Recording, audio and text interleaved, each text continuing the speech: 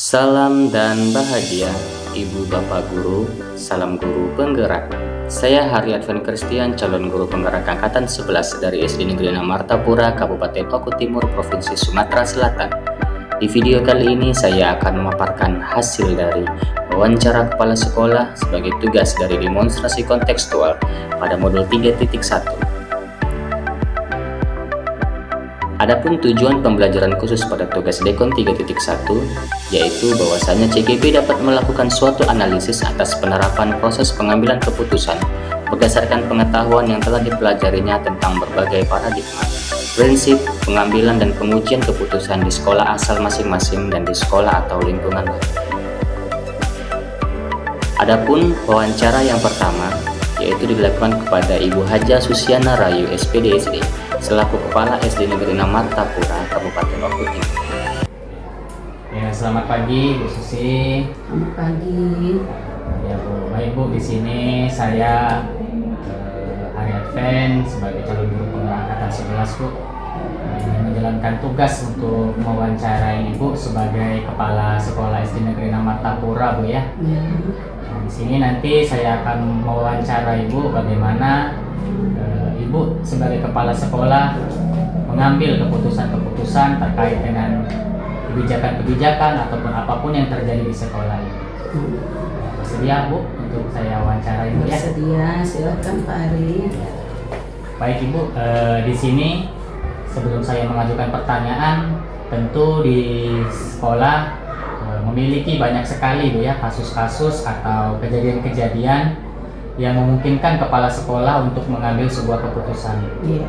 Nah, di sini ada yang namanya dilema etika ataupun rujukan moral. Nah, bagaimana Ibu Susi dapat mengidentifikasi kasus-kasus yang pernah terjadi bahwa kasus itu merupakan dilema etika ataupun rujukan moral? Oke. Baik Pak Ari, untuk itu dalam menangani kasus-kasus ini saya biasanya mengidentifikasi dilema etika ini ketika dihadapkan pada situasi di mana ada dua prinsip, yaitu prinsip moral atau nilai yang bertentangan, dan memilih salah satu yang akan dipilih akan menyebabkan pelanggaran terhadap yang lain. Kasus-kasus rujukan moral seringkali muncul dalam bentuk tekanan untuk melanggar integritas atau melakukan tindakan yang tidak etis demi keuntungan pribadi atau kelompok tertentu. Jadi pada itu dalam mengidentifikasi dilema etika itu dihadapkan ketika pada dua prinsip moral atau nilai yang bertentangan, dan memilih salah satunya akan menyebabkan pelanggaran terhadap yang lain. Baik Bu. Kemudian Bu, selanjutnya bagaimana Ibu Susi menjalankan dalam pengambilan keputusan di sekolah Ibu, terutama kasus-kasus yang ada dua kepentingan, yang mana dua kepentingan ini sama-sama bernilai benar. Jadi seperti contoh misalnya Ibu menghadapi sebuah kasus dan Ibu menghadapi dua pilihan. Nah, dua pilihan itu sama-sama benar, baik Ibu memilih pilihan yang pertama bisa dikatakan benar, pilihan kedua pun juga bisa dikatakan benar. Nah, bagaimana Ibu memilih salah satu keputusan itu berdasarkan apa? Saya mencoba itu untuk mempertimbangkan kepentingan semua pihak yang terlibat dengan menimbang nilai-nilai utama seperti keadilan, transparansi, dan dampak jangka panjang ketika kita mengambil atau mempertimbangkan keputusan itu. Saya juga melibatkan tim atau kolega yang ada di sekolah ini untuk berdiskusi sehingga mengambil keputusan itu dilakukan secara adil dan secara kolektif. Seperti itu. Oke, baik. Selanjutnya Bu, langkah-langkah ada nggak Bu langkah-langkah atau prosedur yang Ibu lakukan ketika Ibu mengambil sebuah keputusan atau Ibu bisa langsung ketika menghadapi sebuah situasi atau kasus Ibu langsung putuskan, atau Ibu mempunyai langkah-langkah atau prosedur yang ini dilakukan? Ada langkah-langkahnya. Itu langkah pertama adalah mengidentifikasi fakta-fakta yang relevan. Kemudian saya melakukan analisis moral berdasarkan prinsip-prinsip etika yang berlaku seperti kejujuran, keadilan, dan tanggung jawab. Setelah itu saya mempertimbangkan berbagai alternatif atau solusi, yang yaitu misalnya kita mendiskusikan dengan tim terkait dan akhirnya mengambil keputusan yang paling sesuai dengan prinsip kita. Baik Bu, untuk pertanyaan selanjutnya Bu, hal-hal apa saja yang selama ini Ibu Susi anggap efektif Bu dalam pengambilan keputusan pada kasus-kasus dilema etika? Yaitu pendekatan yang transparan dan diskusi terbuka, itu yang sangat membantu saya dalam mengambil suatu keputusan. Ya, melibatkan pihak-pihak yang terpengaruh, yang mempengaruhi atau terpengaruh lah oleh keputusan, juga menjadi kunci karena ini memberikan perspektif yang lebih luas dan membantu menemukan solusi yang lebih seimbang. Baik Bu, pertanyaan saya selanjutnya Bu, hal-hal apa saja Bu yang selama ini menjadi tantangan Ibu sebagai kepala sekolah dalam mengambil keputusan terkhusus pada kasus-kasus dilema etika? Tantangan utama yang sering muncul itu ketika kedua pilihan memiliki konsekuensi negatif atau ketika kepentingan pribadi terlibat. Selain itu, ketidaksepakatan antara pihak-pihak yang terlibat juga dapat memperlambat proses pengambilan keputusan, terutama ketika tidak ada solusi yang jelas atau solusi dan itu tidak dapat kesepakatan solusi yang jelas untuk lebih baik. Baik Bu, pertanyaan selanjutnya Bu ya, apakah Ibu sebagai kepala sekolah memiliki jadwal tertentu Bu dalam menyelesaikan sebuah kasus terkhusus dilema etika, atau biasanya Ibu langsung menyelesaikan di tempat ketika ada kasus, terutama dalam kasus ini, kasus dilema etika? Oke. Biasanya untuk kasus-kasus yang lebih sederhana itu saya mencoba untuk menyelesaikannya secara cepat, ya, secepat mungkin saya selesaikan di tempat agar tidak berlarut-larut. Namun jika kasusnya misalnya lebih luas atau lebih kompleks lagi, saya menetapkan jadwal, yaitu dengan mengadakan pertemuan dengan pihak-pihak yang terkait. Ini seperti kata saya tadi, ada tim ya, untuk membahas lebih lanjut dan memastikan keputusan itu yang diambil adalah keputusan yang paling betul. Tergantung situasi Bu ya. Ya, kalau itu kasusnya ringan ya, bisa langsung diselesaikan di hari itulah, di tempat itulah. Kalau yang kompleks mungkin saya akan berdiskusi dengan tim kolega yang ada di sekolah. Kalau sederhana langsung di tempat itu untuk menyelesaikan biar tidak berlarut-larut. Baik Bu, pertanyaan selanjutnya Bu ya. Ya. Adakah seseorang Bu atau faktor-faktor yang selama ini mempermudah atau membantu Ibu Susi sebagai kepala sekolah dalam mengambil keputusan khusus dalam kasus-kasus dilema etika? Ya, ada konsultasi dengan rekan kerja. Atau ada yang lebih mungkin berpengalaman ya, seringkali membantu untuk dalam penyelesaian ini. Jadi saya konsultasi dengan rekan kerja itulah untuk membantu saya melihat dilema etika dari sudut pandang yang berbeda. Selain itu ya memiliki tentunya pedoman atau kode etik yang jelas di tempat kerja. Baik Bu, untuk pertanyaan saya yang terakhir Bu ya, dari semua hal yang telah Ibu sampaikan tadi dari awal, pembelajaran apa yang bisa Ibu Susi ambil sebagai kepala sekolah Bu dalam pengalaman Ibu mengambil keputusan, terutama keputusan saat menghadapi dilema etika? Oh iya. Salah satu pembelajaran terbesar yang saya petik adalah pentingnya mempertimbangkan kepentingan semua pihak secara adil dan terbuka. Selain itu, proses pengambilan keputusan yang terstruktur di mana setiap langkah dipertimbangkan itu dengan hati-hati, selalu menghasilkan keputusan yang lebih etis dan bisa diterima oleh banyak pihak. Baik Bu, mungkin cukup pertanyaan dari saya Bu ya, ada beberapa ini. Ya. Terima kasih untuk waktunya Bu yang sudah diberikan kepada saya dalam melakukan wawancara kepada Ibu.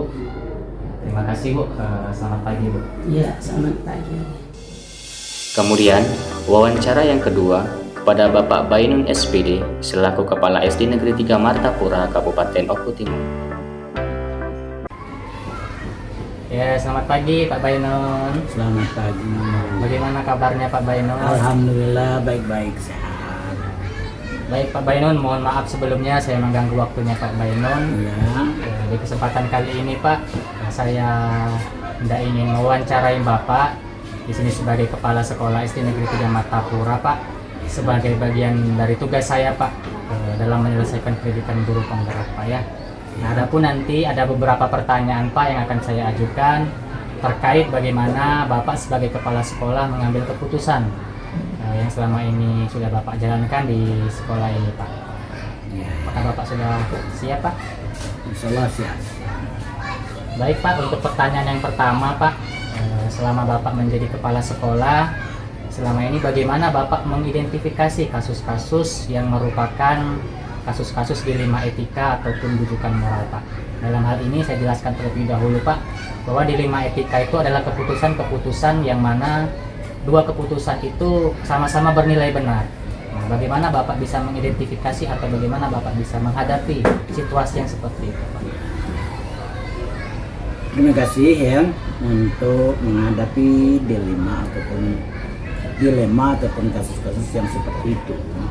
Saya tentunya tidak terlepas daripada mitra kerja atau guru-guru yang mengelola, artinya boleh dikatakan yang dapat berhubungan langsung dengan anak-anak yang ada di kelas maupun di lapangan. Jadi bagaimanapun caranya saya tetap melibatkan daripada mitra saya ataupun guru-guru untuk mengambil suatu kesimpulan keputusan. Di mana mungkin ada yang terbaik itu lebih banyak, maksudnya mengambil keputusan yang terbaik dan terbanyak daripada guru-guru ataupun mitra kerja saya. Demikian kira-kira. Oke, baik Pak. Pertanyaan selanjutnya Pak, apa yang menjadi tantangan Bapak sebagai kepala sekolah dalam pengambilan keputusan, terutama saat Bapak mengambil keputusan yang terkait dengan dilema etika? Cukup itu. Iya.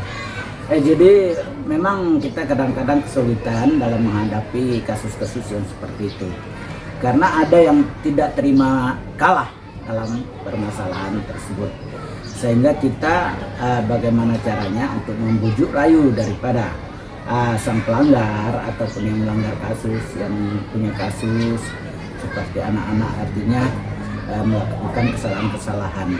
Nah itu tentunya ya kita mengambil keputusan ya, mengambil keputusannya menurut kita yang terbaik lah, kira-kira begitu. terkait yang sudah Bapak jawab tadi Pak, pertanyaan saya selanjutnya, ada nggak Pak sebuah jadwal tertentu atau tata kala dalam Bapak menyelesaikan masalah, atau biasanya Bapak ketika mengambil keputusan itu langsung menyelesaikan di tempat, atau ada situasi-situasi tertentu yang ketika Bapak mau mengambil keputusan Bapak buat dulu terlebih dahulu jadwalnya harus diselesaikan hari ini, kemudian besok harus seperti ini, atau langsung diselesaikan di tempat saat itu? Paham dengan pertanyaannya ya, apa yang dimaksud. Saya tidak pernah menjadwalkan permasalahan ataupun terjadwal secara berkala untuk menyelesaikan suatu kasus, tetapi saya akan tangani langsung berdasarkan musyawarah dengan kawan-kawan dan langsung diselesaikan saat itu juga, di mana kasus itu saatnya terdapat begitu, jadi langsung diselesaikan secara spontanitas. Oke. Baik Pak, pertanyaan selanjutnya Pak, apakah ada faktor-faktor yang selama ini membantu Bapak dalam mengambil keputusan, atau seperti apa Pak?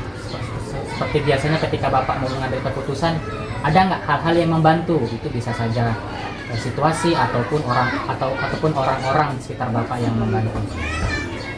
Yang pertama situasi ya, situasi dapat membantu kita dalam menyelesaikan suatu masalah, karena kita dapat membuktikan secara real kejadian-kejadian ataupun kasus-kasus yang sedang kita tangani. Kemudian selanjutnya tentunya kita dibantu oleh rekan-rekan kinerja kita. Jadi melibatkan rekan-rekan Bapak di sekolah. Betul. Baik, Pak. Pertanyaan terakhir Pak, dari semua hal tadi yang sudah Bapak sampaikan, pembelajaran apa Pak yang Bapak Bainun selaku kepala sekolah dapat petik dari pengalaman Bapak selama ini mengambil keputusan?